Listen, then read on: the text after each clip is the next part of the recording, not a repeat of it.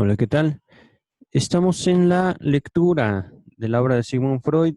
Hemos llegado al capítulo número 10 de el texto Proyecto de Psicología o Proyecto de Psicología para Neurólogos. Este capítulo tiene por título Las conducciones psi. Comienza. El núcleo de psi está en conexión con aquellas vías por las que ascienden cantidades de excitación endógena, sin excluir las conexiones de estas vías con phi. Tenemos que sustentar, empero, el supuesto originario de un camino directo que lleva desde el interior del cuerpo hasta las neuronas psi. Esto encontraremos mayor referencia en la página 303, nos dice James Strachey. Pero si es así, por este lado psi está expuesto sin protección a las Q o a las cantidades, y en esto reside el resorte pulsional del mecanismo psíquico. Aquí James Strachey nos hace la observación 53, que dice, permítanme un momento, esto último es elucidado poco después en la página 362. La falta de una pantalla protectora hacia el interior es señalada en varios escritos posteriores de Freud. Por ejemplo, en Más allá del principio del placer. Esto lo encontrarán en el volumen 18, página 28. Continúo con el texto. Lo que sabemos sobre los estímulos endógenos se puede expresar en el supuesto de que son de naturaleza intercelular. Se generan de manera continua y solo periódicamente devienen estímulos psíquicos. Aquí nos hace la observación James Strachey, la número 54, y de ahí nos manda a su nota número 7, que la encontraremos en el volumen 1 de esta Standard Edition, página 341.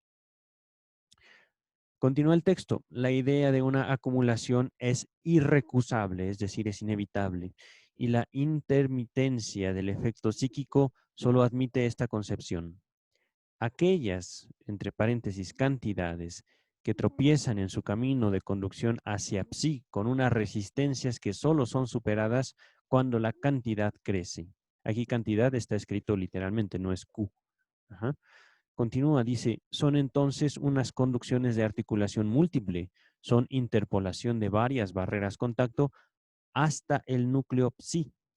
Ahora bien, a partir de cierta Q, así está, vamos a repetirlo, a partir de cierta cantidad, actúan de manera continua como un estímulo y cada acrecentamiento de Q o cantidad es percibido como un acrecentamiento del estímulo psi. Existe luego un estado en que la conducción ha devenido pasadera. Wow. La experiencia enseña además que tras la descarga del estímulo psi, la conducción recobra su resistencia. A un proceso así se lo llama sumación. Las conducciones psi se llenan por sumación hasta devenir pasaderas. Manifiestamente es la pequeñez del estímulo singular la que permite la sumación. También se ha comprobado sumación para las conducciones phi. Recordemos, conducciones phi es como pasaderas, neuronas pasaderas. Por ejemplo, para la conducción del dolor, ahí rige solo para cantidades pequeñas.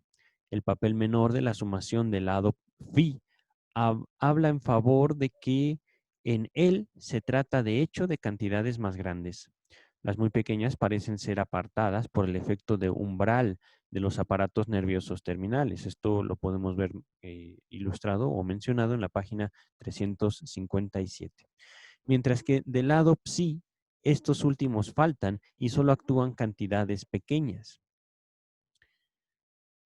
Aquí, antes de continuar con el texto, James Strachey nos hace una observación en la palabra muy, que dice el texto, es muy notable que las neuronas de conducción, dice al respecto de muy James Strachey. Esta palabra fue la alemana ser, estoy latinizándolo, se escribe C-E-H-R. Esto estaba en el escrito original, pero fue omitido en la primera edición en alemán.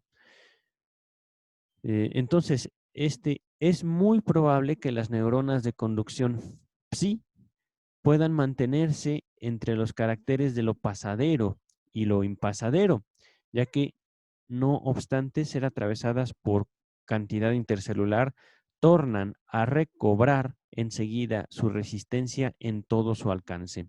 Esto contradice por completo la propiedad que supusimos en las neuronas psi, a saber, la de que ellas son facilitadas duraderamente por una cantidad intercelular corriente. Esto fue, digamos, propuesto en la página 345. ¿Cómo se esclarecería esta contradicción?, pregunta Freud.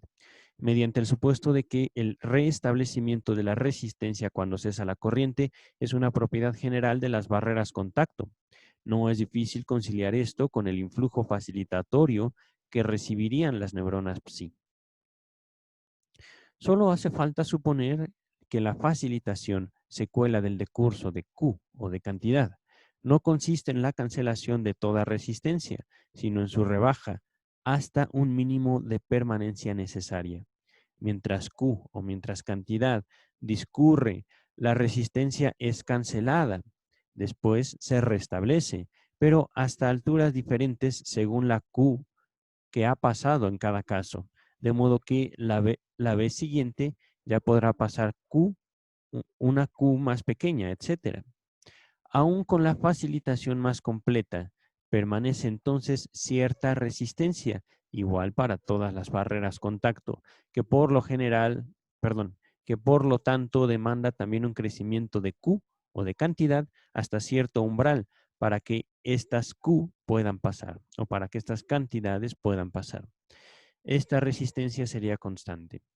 Por ello, el hecho de llegar Qn o cantidad intercelular a entrar en efecto por sumación no significa sino que esta Qn se compone de unas magnitudes de excitación muy pequeñas que están por debajo de la constante. Desde luego que ello, encontrándose facilitada completamente la conducción endógena. Aquí James Strachey nos hace la observación 56 al respecto de la palabra endógena. Dice, en esta oración hay en el original un Doch, es decir, una palabra en alemán que se deletrea D-O-C-H, y esta palabra fue omitida en la primera edición al alemán.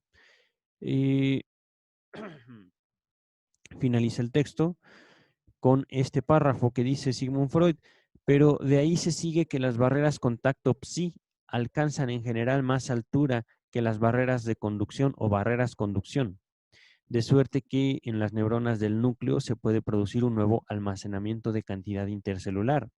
Esto nos pide leer la página 368. Estamos en este momento en la página 362. Continúa el texto. Luego de nivelada la conducción, no hay límite alguno para aquel. Aquí sí, o el sistema de neuronas no pasaderas está a merced de Q. Repito, aquí sí está a merced de Q o de cantidad, y con ello se genera en el interior del sistema la impulsión que sustenta a toda actividad psíquica. Tenemos noticia de este poder como la voluntad, el retoño de las pulsiones. Aquí James Strachey finaliza con dos solicitudes. La primera es su observación número 57, que dice una de las raras ocasiones en que aparece la palabra Trieb del alemán, T-R-I-E-B, B labial o B grande, en los primeros escritos de Freud. Véase mi nota introductoria a Pulsiones y Destinos de Pulsión. Este texto de Freud lo encontrarán en el volumen 14, páginas 108 a la 110. Y por último, al respecto de esta frase, el retoño de las pulsiones, tenemos noticia de este poder como la voluntad, el retoño de las pulsiones. Nos pide, entre paréntesis, leer la página 382 de este primer volumen. Y aquí finaliza el capítulo número 10.